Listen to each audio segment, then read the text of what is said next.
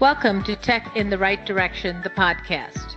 Let's take tech in the right direction to drive social change and close the employment, pay, and culture gap for women in technology. This podcast is focused on helping turn ideas into action and create opportunities for women to advance in the dynamic technology industry.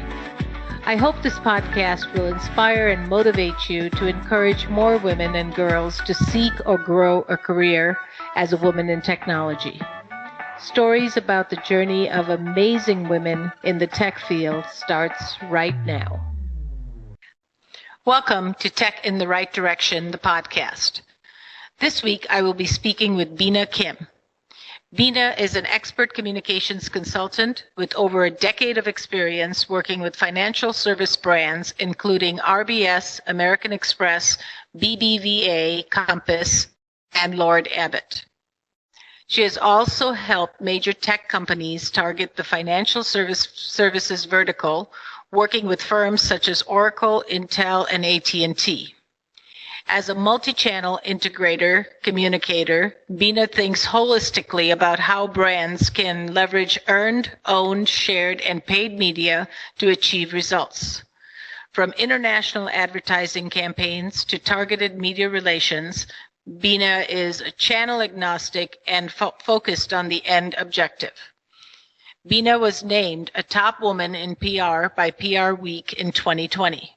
She was also named a PR Pro Under 40 by Bulldog PR Awards and Business Role Model of the Year by the Women World Awards in 2019.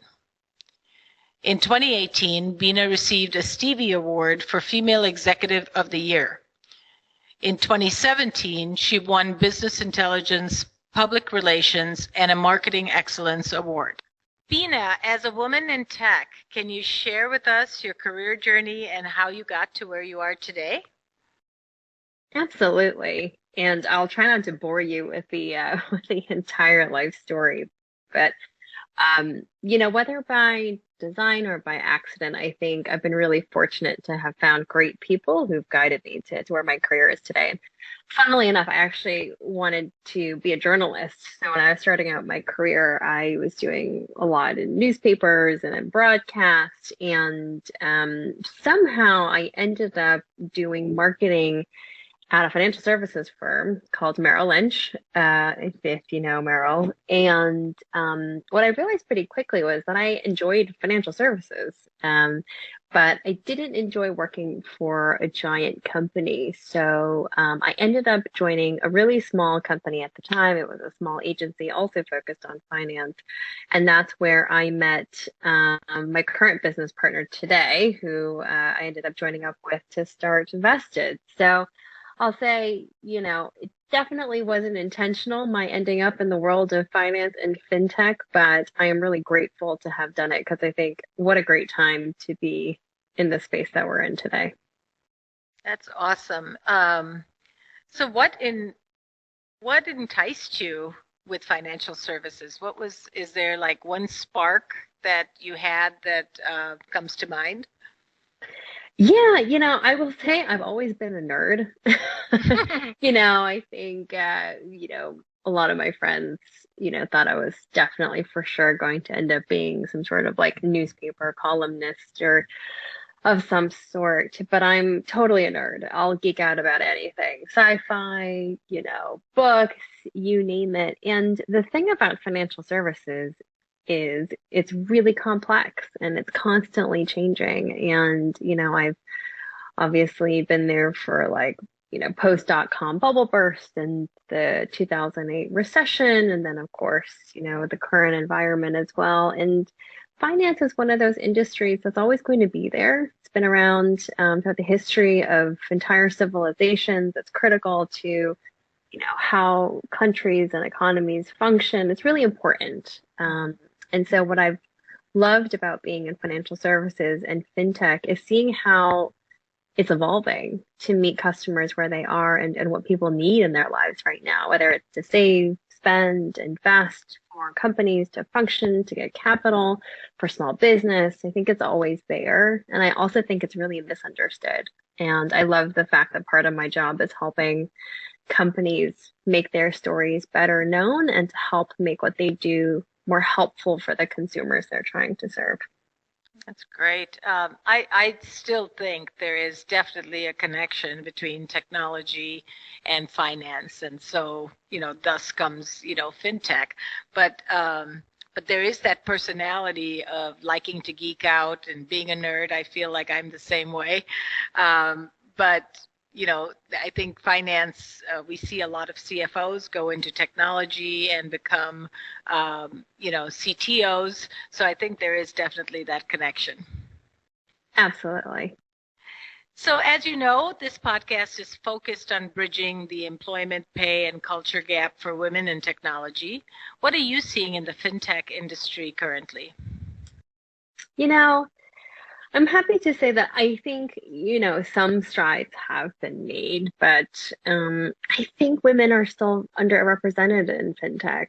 Mm-hmm. I think, you look at some of the trends, I think, it's not exclusive to fintech, obviously. I think it's, probably an issue with tech overall is that female founders receive less funding than their male counterparts. I think there's a lot that's been written about, Silicon Valley, tech bro culture, and I don't think that's limited to Silicon Valley. I think fintech still has a reputation for what may feel like an exclusionary culture to women, and I don't actually think that's deliberate. I think there were a lot of male founders that came on the scene. I think the way some of these firms have started up and, there being still, quite a majority of, men in the sort of tech and engineering and development fields. It's whether for better or for worse, I still think there is this bro culture that exists and can feel really unattractive to women coming up in the industry. And so unfortunately, I would say within fintech, while, a lot of progress has been made, I think that we still have not done enough to make the fintech industry more inclusive of women, both at the leadership level and at junior levels as well. Yeah, I think we see that all around in technology, and fintech is really no different. So since gender diversity is critical for business, we know that with diversity and inclusion that we've talking about these days, how do you see a woman's role as a growth strategy for fintech? Oh, it's so important. We talk a lot about the women's economy and, women drive the majority of consumer purchasing. I think it's something like 70 to 80%. Women control over a third of household wealth. It's more than like $10 trillion today. And I think that gender diversity is important because for the companies that don't bring that into their firms, they're leaving a ton of money on the table. And I don't think it's because, people are getting into boardrooms and thinking, okay, our products and services are more for men than women. It's actually unconscious bias that I think is creeping in. And it's creating a sort of gendered lens through which people are thinking about how they talk about what they do, what they call their products, the colors that they choose to use, what avenues they choose to market their products and services in. And so to me, it's not even just about, oh, we need to create more services for women. I think there are actually really great fintech platforms out there that are catering towards women's needs specifically, like Ellevest, for example. But to me, it's actually about firms need to take a good hard look at, are we positioning our products and services to be inclusive of all the potential constituents out there, whether that's women, it's minorities, et cetera, et cetera, et cetera. I think that we can't afford to be excluding these really critical services to everyone who needs them, especially considering the purchasing power that women hold today. Mm-hmm. Yeah, I think women should leverage their strengths in this area, especially like you said, being, making 70 to 80% of purchases and also being responsible for household wealth. I think they should leverage that in fintech as much as they can. So technology is so fast paced. And, I always say when we hire people that, you have to have a sense of urgency. And I don't know that that really describes the industry or our business as much as, a very, very fast paced nature. How do you handle this fast-paced nature of communications? A lot of coffee. It's funny. I'm an entrepreneur. I'm a mom of three, and I work in a field that demands I would say like an always on approach because communications, as you know, never stops. It's happening 24/7, especially thanks to social media. Anything can happen at any point in time. I think that one thing that helps me is I'm pretty good at staying calm under pressure. I think our clients hire us because problems are going to arise, brand issues occur, something breaks on social media or in the news, and a crisis is always right around the corner. And I think to be in my field, especially in financial services and fintech, you have to be ready for every new crisis. And I always say, one, every day is a new day. So you got to wake up each day and know, you don't really know what's going to happen that day, but you just have to be prepared. I always say, I think you got to be a good problem solver, and I love to be a problem solver. That's the inner nerd in me. But sometimes things look like Gordian knots, and you just have to work through the issues. But also, I've got to prioritize, and I think for any women who are listening to this podcast, and if you're a mom, you know this too. It's really hard because you've got to prioritize all the time, right? And in a COVID environment, it's like you're making a decision between I'm recording this podcast right now with you and my kids are remote schooling and they're trying to get onto their Zoom and running a business and trying to make sure to take care of my people and my clients. It's you got to make decisions every single minute about what needs to be done right now, what can wait, and being able to forgive yourself for the stuff you can't do. And I think that's really important. And I think my ability to problem solve on the fly, be forgiving of myself as much as I possibly can be, staying calm under pressure helps me cope with not only the fast-paced nature of what we do, but also the COVID environment, which I'm sure everybody who's listening can probably relate to. Yeah, I think you hit on very important things, prioritizing, forgiving yourself. And another thing I think of is just be in the moment. You can't do everything all the time. So put your focus on what you're doing, do it well, and then move to the next thing. Because sometimes as women, we try to multitask and try to do everything, and our minds are racing about that next thing. So really to stay focused is important as well. Absolutely. So you mentioned a little bit about COVID. Let's talk a little bit about how organizations in fintech are adapting to COVID. And then how does communication and storytelling help them grow and thrive, because they have to be thinking outside of the box, be innovative.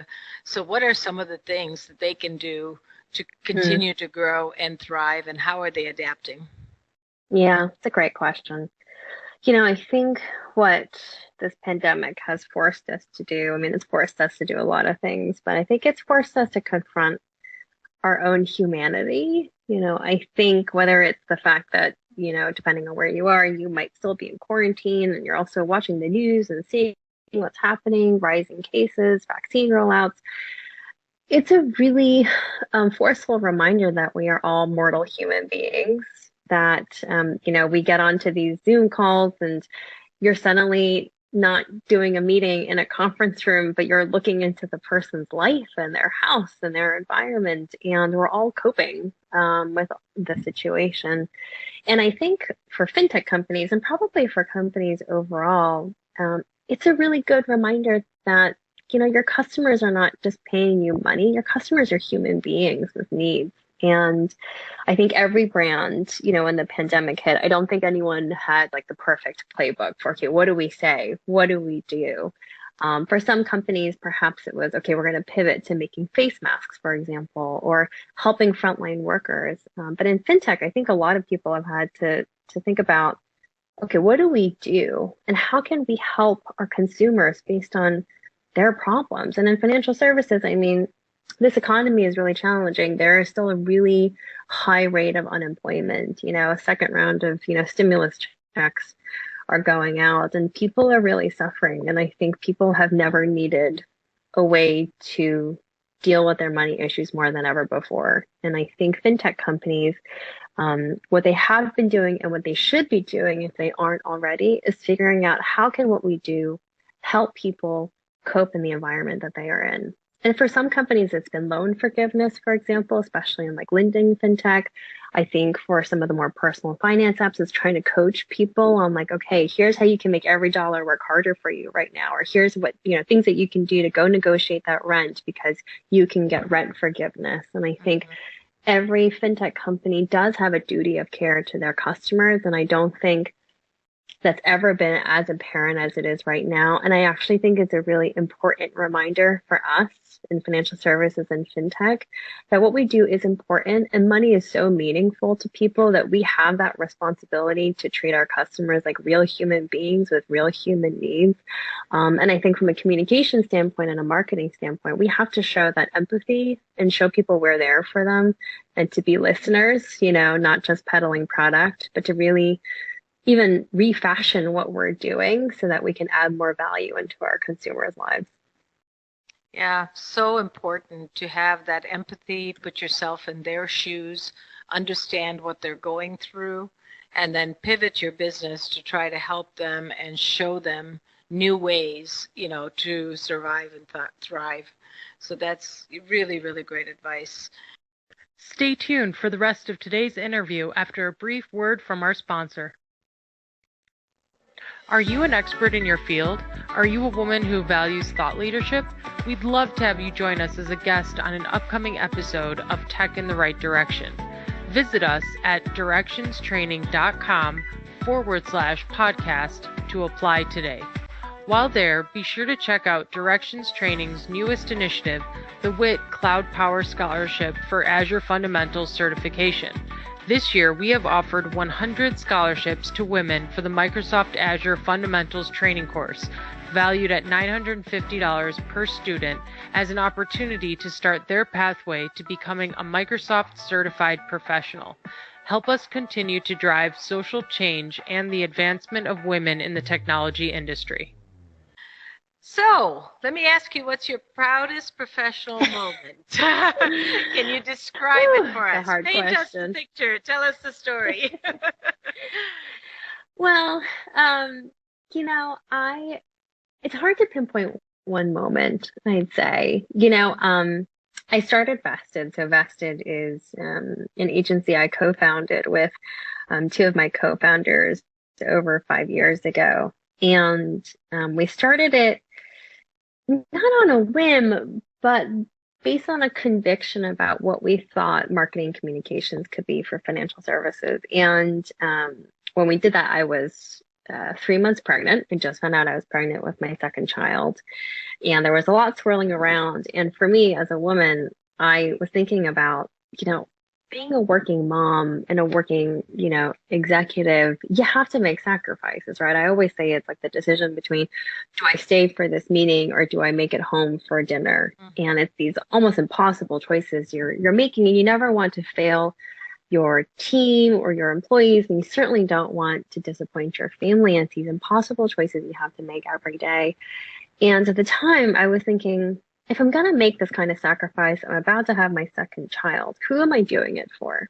I want to feel good about the sacrifice that I make, and that if I'm making the sacrifice, that sacrifice is impactful and appreciated, and not just something I'm doing for someone or for a company that doesn't really care. And it really forced me to confront my career, my situation, and also my conviction about my own talents and abilities, because at the time, I was an executive in this firm. My co-founders and I were working at this firm together, and we realized, if we really feel strongly about the type of culture we want to create in an agency, the type of business we want to run, we can either stay here and just be employees, or we can go off and do it on our own.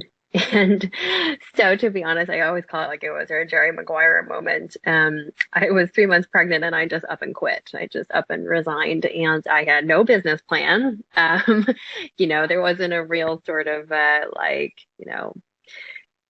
thought process behind, okay, what are we going to do now? We did it based on instinct and conviction. You know, I think when any person who's thinking about starting their own company, it's completely terrifying. It's like staring every one of your insecurities in the face, right? It's like, am I good enough to do this? Am I strong enough? What if I fail? What if no one cares about this? How am I going to make money? Can I support my family? And you have to look at each of those things in the face and then think, can I do this? You know, can I do this for myself? And I am so incredibly proud of not only myself, but my team because not only do we do it, but we've somehow managed to build one of the largest financial services agencies in such a short period of time. And to see that come to fruition in spite of all my fears and insecurities makes me incredibly proud. And I have to say, I am so fortunate to have had such great co-founders and such an incredible team to have made vested what it is today, but it is literally like my baby. It is one of my children, and I am so proud of, you know, how far it's come. And, you know, I think everybody can probably relate to this, but I mean, 2020, what a year, right? I think it has really tested everybody's personal fortitude, and it has been really sad to see so many small businesses go under because of what's happening around us. And I have to say, I am really proud of my team's resilience that they've shown in these incredibly difficult circumstances. And I think 2021 is unfortunately probably still going to be really challenging. I am so proud not only of the company, but I think the fortitude that people have brought into the firm. So I will say I am so proud of them and everything we've done together last year.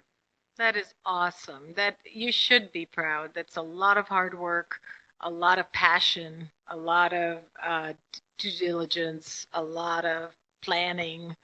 That's just, you know, really shows who you are and your team. So you should be very proud. I love the story because, you know, when you're asking yourself, can I do this? Can I earn a paycheck? Can I pay the bills? It's like clear as mud because I was there at one point. I'm like, okay, so I can tell myself anything, but I really don't know Right, the answers. exactly. So, but, you know, kudos to you for starting Vested Thank and you. growing it to, you know, one of the largest fintech companies, but also, you know, putting in that persistence and grit. I'd love to talk about grit because you need grit in order to get to where entrepreneurs can get to, you know, every day because there's so much work, so much stress, so much risk. But great job. Great job. Thank you. So who inspires you and why? Oh, you know, it's gonna sound so cliched. No, that's fine. But I have to say my parents really inspire me. You know, you talk about entrepreneurship and grit and you know, my parents immigrated here from Korea to, you know, the classic American dream and build a better life. And, you know, my mom always tells me she sold her wedding ring to like get the money. And when they moved to America, my dad's first job was as like a dishwasher in a restaurant, and my mom got a job like in a factory. And this is, mind you, like my dad graduated from the equivalent of Harvard in Korea with a degree in psychology, and here he is in America washing dishes. And but he did it because he wanted to do something for himself and to create a better life for his children. And they saved the money. They started their own business, so they became entrepreneurs. It's the same business they're running today, and it gave me so much appreciation for how you achieve success. And I think seeing them struggle, I think you realize, you know, success really doesn't happen overnight. You know, I think I always say this to people, like, you get really sometimes delusional about how entrepreneurs succeed, right? Because you see all the success stories, you see Mark Zuckerberg and you see Elon Musk, and you see these like young people who've made lots of money building these companies, get tons of funding, and off they go. But what you don't see is just just the legions of failed experiments, of ideas that never make it off the ground, and people who never get the funding, who end up having to quit their dreams and go back to, you know, finding a job just to pay rent. And entrepreneurship is not a guaranteed success. And it takes so much sacrifice, blood, sweat, tears. And I saw that with my parents and, how much they had to work just to make the business function. And it gave me the opportunity to see firsthand what entrepreneurship really meant, because I think when I was thinking about starting my own company, it gave me a perspective on, I know what this is going to take, and it is going to be hard. It is not going to be this glorious path to success that sometimes people think it is. I think you have to go into it expecting failure, and that failure makes you stronger. And I think they are an inspiration to me because I've seen how they've built a whole life on top of the entrepreneurship and what they were able to provide for me. And it's just a good reminder to me every day that, like, it's not meant to be easy. It shouldn't be. But that's what's allowed me to be resilient as an entrepreneur as well. So really, it's a testament. My success is really a reflection of what they've taught me my whole life.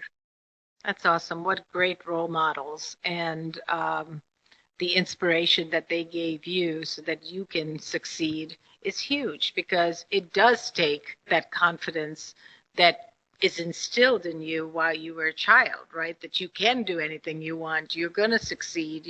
So I think parents are such big role models in an entrepreneur's, dream come true, because they learn from them. So I think that's really, really good, that they inspired you and they're great role models for you. So you are an amazing and very, very successful leader in fintech. In closing, what advice would you give to a woman who's considering a career in the fintech industry? And of course, we want more women to come into that industry. So what can you tell them? My advice generally is to be kind to yourself. I think women internalize failure a lot. We get told, no, you can't do it. You're not good enough. The doors are constantly shutting in your face. You're in an environment where you feel like, I don't get it. I'm doing a good job. Why is that person getting promoted? I'm not getting promoted. Why didn't I get hired for that job? I have a great resume. And it's really easy for young women in particular to internalize it and think, okay, it's me. I'm not any good at this. But I always challenge women to think, it's probably not you. We still are coming up in a system and environment that hasn't changed in all the right ways that will allow us to succeed. And so I always say, be kind to yourself, and have conviction in your own ideas and self-worth. Be a problem solver. I really do hope more women come into the fintech industry, but also that the fintech industry opens its doors more to women, because we said this in the beginning, women are increasingly financial decision makers, not just for themselves, but for their households. And women need access to great financial services, whether it's investing, saving, real estate, whatever it might be. They need great financial advice. They need advisors who understand their unique needs and challenges. And there's still so much room, not just in the US, but globally, in countries and environments where women are still excluded from the financial services system. So there is still so much opportunity for great ideas to come into the finance and fintech industry to pull up women. And it's going to take women to come in with conviction and strength, knowing, yeah, doors are going to shut in your face. And I totally recognize that's not okay. But the more we can come into the industry with confidence and conviction, we can change that. And I am really hopeful to see what kind of transformation the industry is going to go through over the next, few decades. Things do innovate and change very quickly in today's day and age. And I hope that, let's not lose hope, ladies. It is going to be hard, and it's not going to be perfect. And I always say, like, for me personally, I always say, I'm not going to win at everything, but I have to forgive myself, because I know that's the system that's been created for me as a working woman, and I have to succeed in spite of that. And I think that's really important for all women to keep in mind and not internalize that it's not you, it's what's around us. And the fact that we can even have this conversation and talk about these issues is a huge step forward. So I'm really excited about, more women coming into this space generally. That's great. And, I think we should be thinking of being ambassadors for that as we grow our companies, as we hire people to think about that diversity and to bring more women in technology and fintech and all of the industries where they're underrepresented. Because sometimes we may think we can't make a difference, but each one of us, thinking about that and charging ourselves with being that ambassador can really make a difference together. Absolutely. I really believe in that. Yeah. And so how can our listeners get a hold of you if they wanted to connect with you? Oh, yeah. You can check out Vested's website. There's some contact information there, which is www.fullywested.com. You can also find me on Twitter at Binna S. Kim. So hopefully you can give me a shout in either of those places. That's great. Well, Binna, this was such a pleasure, such an honor to have you on our show. Thank you so much. And Thank you for having me. You again sometime soon. Definitely. Great. Thank you. Thank you for listening to Tech in the Right Direction. Please take a minute to subscribe or follow so that you never miss an episode. Also, don't forget to like, share, and comment. Thank you. See you next week. From IT skill enhancements to end-user adoption training, Directions Training is your resource to help optimize the effectiveness of your technology investments. Over 500,000 students have taken advantage of our wide selection of technology and business training solutions covering the most popular applications today, such as Microsoft 365, Azure, Windows 10, and more. As a podcast listener, we invite you to take advantage of an exclusive offer. Receive 30 days of free access to our Microsoft official curriculum on-demand courses for IT professionals or end users. Visit us at www.directionstraining.com/podcast to claim this offer today. Hurry, this offer is only available for a limited time. Success is a journey. Ask for directions.